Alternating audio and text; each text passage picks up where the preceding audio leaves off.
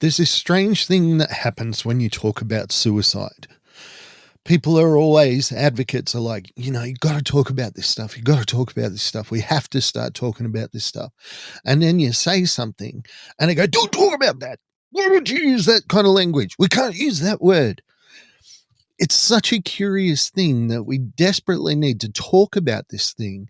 But the so called experts, more or less self appointed experts, are so often trying to tell us what we can and cannot say.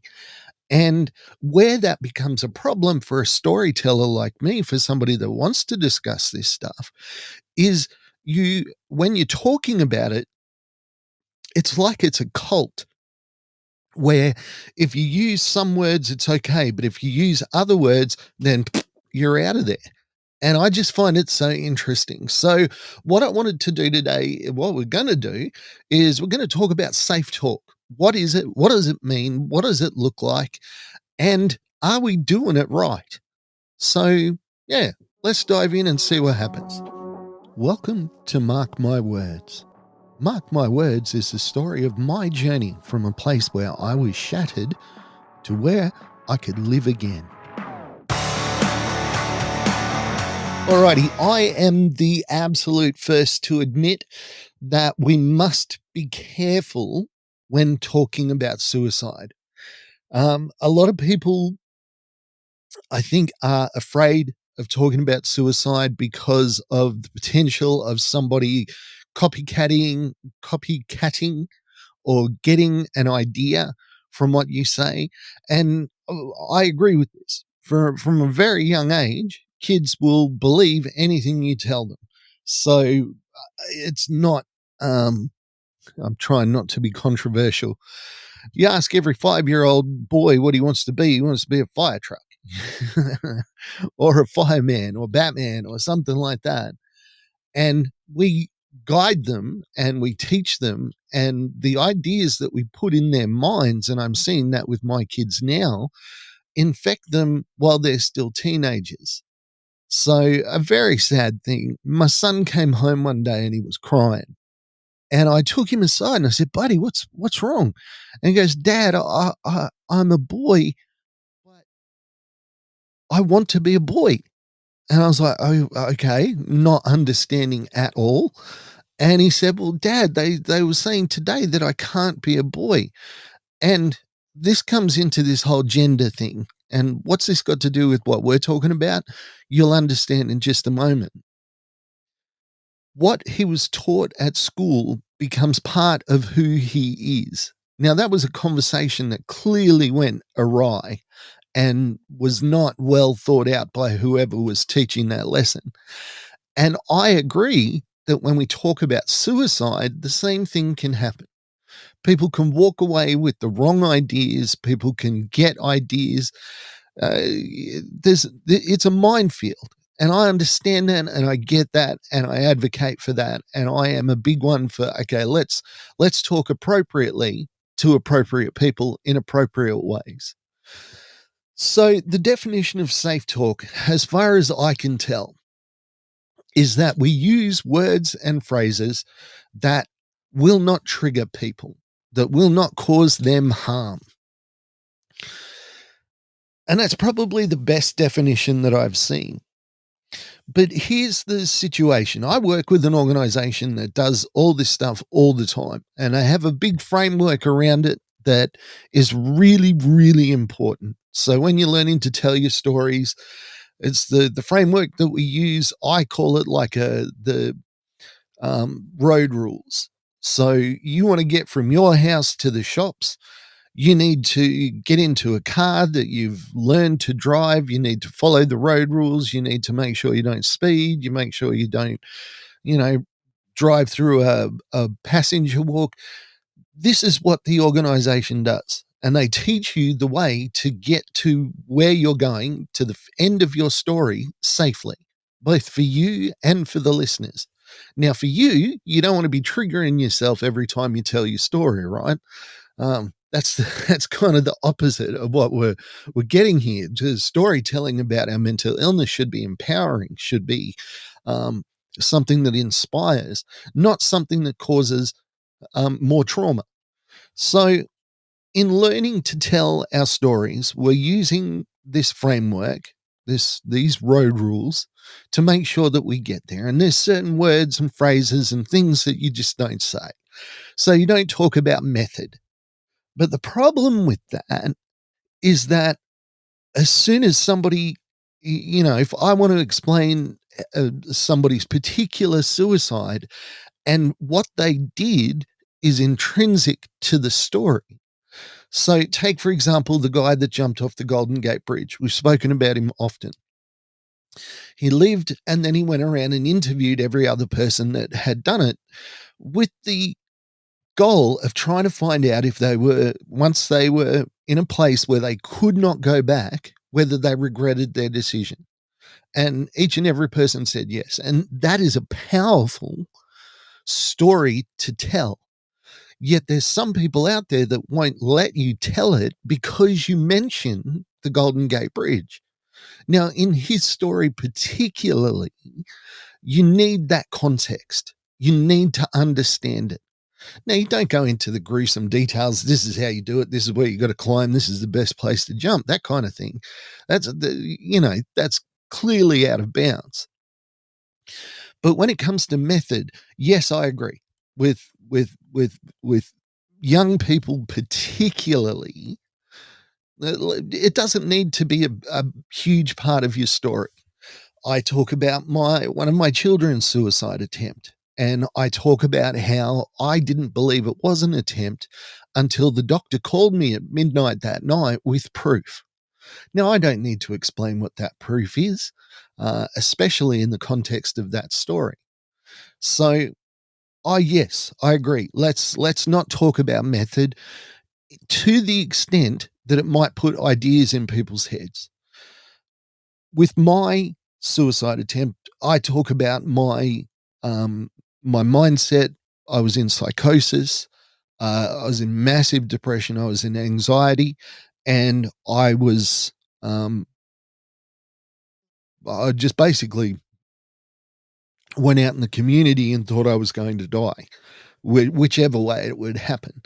Now, the specifics of that don't need to be told for that story to be effective. And I've told that story hundreds of times and never gone into the details. In fact, I was telling my story the other day and I said, look, it came to a point where I attempted to take my own life. Now, I hope you don't mind, but I don't want to talk about that today.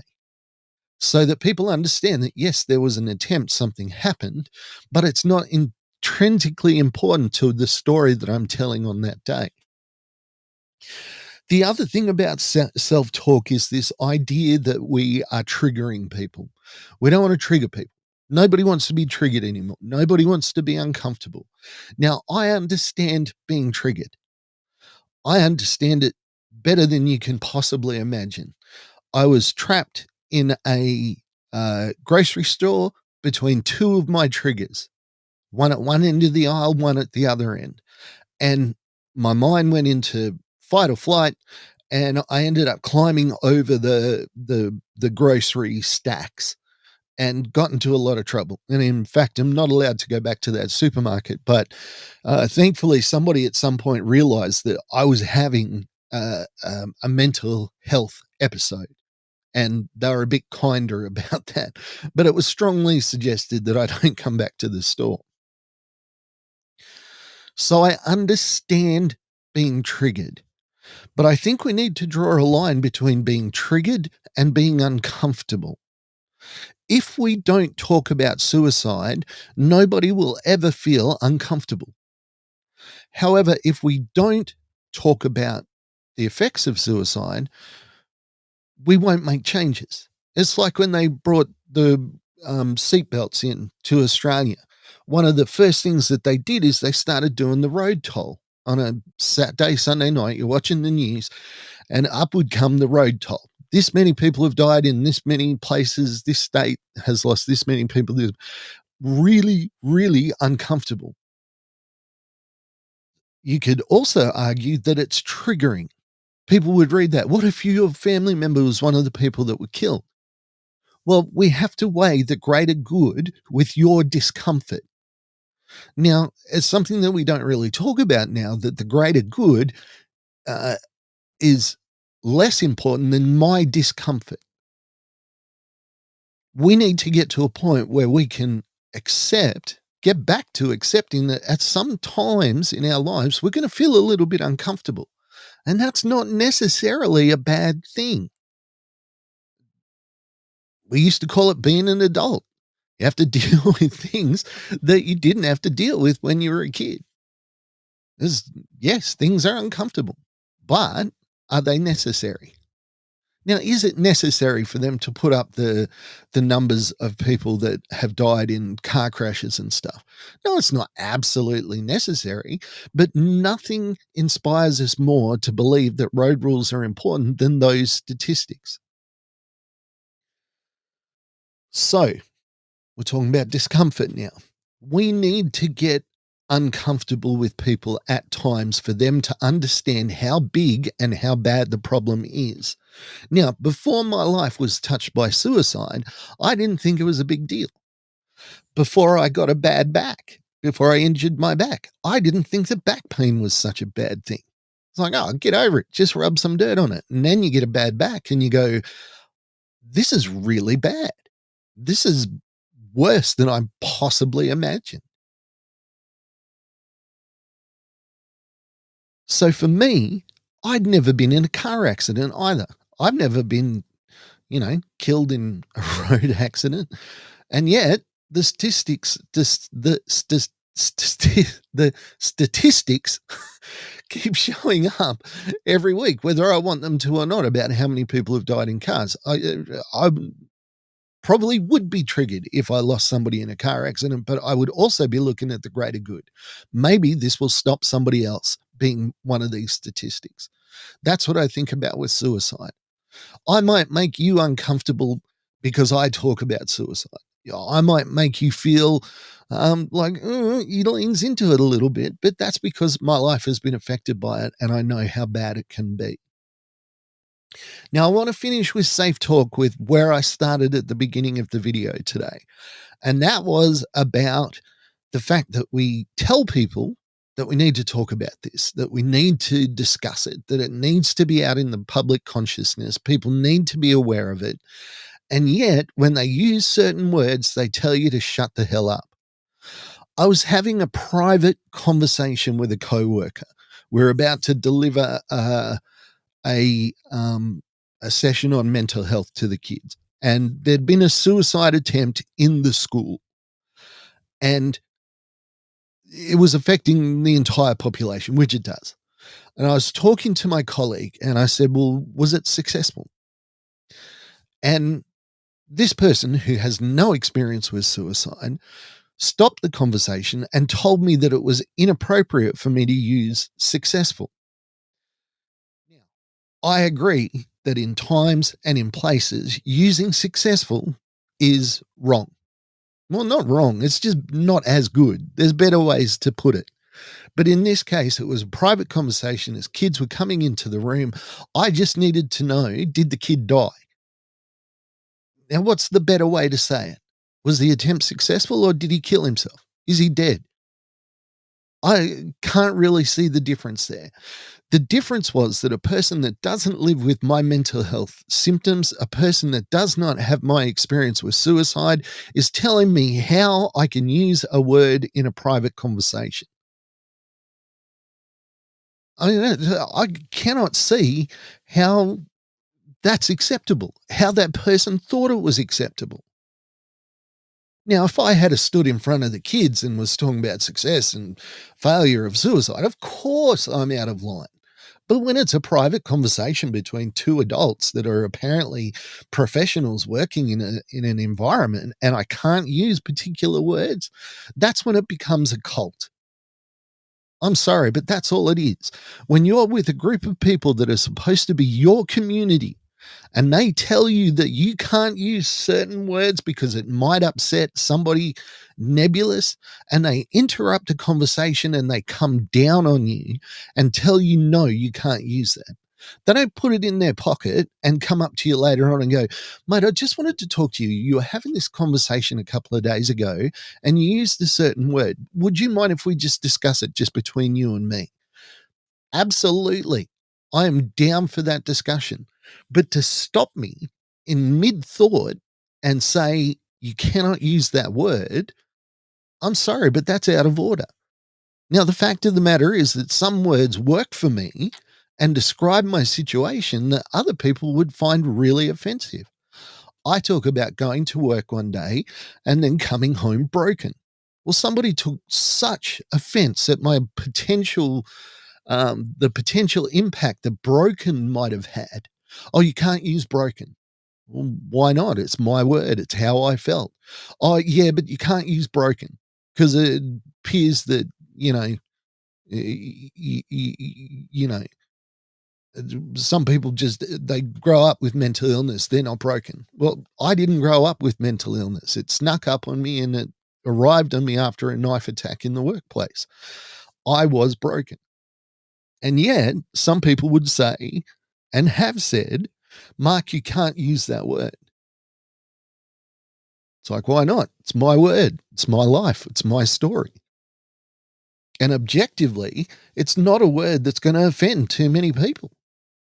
Might offend somebody else with a mental illness, but when they're describing how they felt, I'm not going to stop them and tell them that they can't use certain words because it might offend somebody. Their truth is their truth. With all of this, there has to be wisdom. I tell my story to grades year 10 and above. I once went into a group of year sevens and they said, we want you to tell your story. And it was a huge mistake, not on my end, but on theirs. I shouldn't have been telling my story to those kids. And I knew that when I started. So it was kind of like, oh, I don't really know where I'm going to go with this. So, because part of my story is my suicide attempt. So I'm talking to these kids and my language is being hugely modified. I'm being bright, which just, I'm telling jokes, I'm doing little stupid magic tricks, like finger in the hand, 2 taps, it's gone. If you're listening to this via audio, that joke will make no sense, but all I do is I stick 2 fingers in one of my fists, I pull them out real quick, tap my fist, open my hand, and say that the fingers are gone. It's a stupid trick, but it was just I was using this to keep the situation light with these kids. Now, when it got to a point, because my life changed because of my suicide attempt, I had to say, well, things were going along and I felt really, really sad, really, really sad all the time. And I tried to end my life. And it was really sad and it was really bad. And I wish I hadn't done it. That's as much as I talked about the suicide attempt. That was it. And then I moved on to other things. So I am massively behind safe talk. I'm massively behind appropriate talk. I'm massively behind let's be safe when we're having these conversations. But I'm also massively behind making people uncomfortable if it's going to change attitudes, if it's going to change thought patterns, if it's going to change people's lives for good, if it's going to change the trajectory of somebody that was on the path that I was on before, if it could possibly help them. And I know a bloke came up to me and he said, mate, when you spoke about being broken, he said, that spoke to me so much. That one word that I wasn't supposed to use was the one word that this guy took really to heart. And it opened him up to listening to what I was going to say because it made sense to him. He said, I felt the same way. Now I talk about being broken and I talk about being injured. They're kind of interchangeable for me, but I always try and combine them so people understand. When it comes to safe talk, as I said, I am 1,000,000% behind safe talk. But as I said, I'm also in favor of making people uncomfortable appropriately.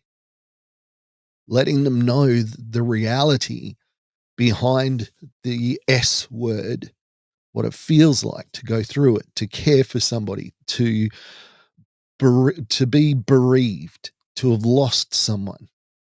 These are conversations that we need to have. And yes, we need to do them safely, but we need to do it with common sense.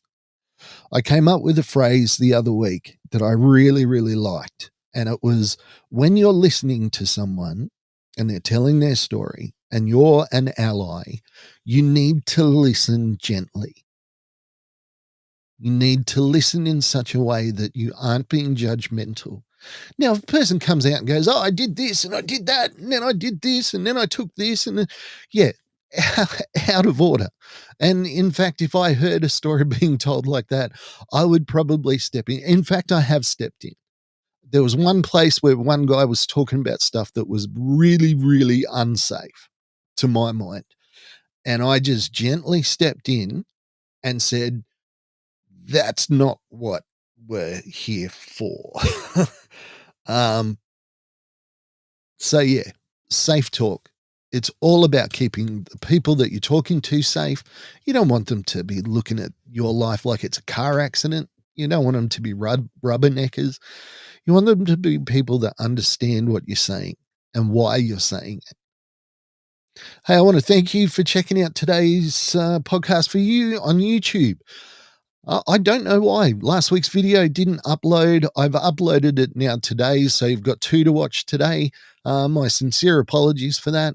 But otherwise, like, share, and subscribe. Thank you very much. I'll talk to you again next week. Bye for now. Thank you for listening to Mark My Words. I'd like to thank my producer, Meredith Brosnan, and also Torian, Kevin, and Lorraine. And I can't forget the band Adelaide, who allows us to use their song as our theme.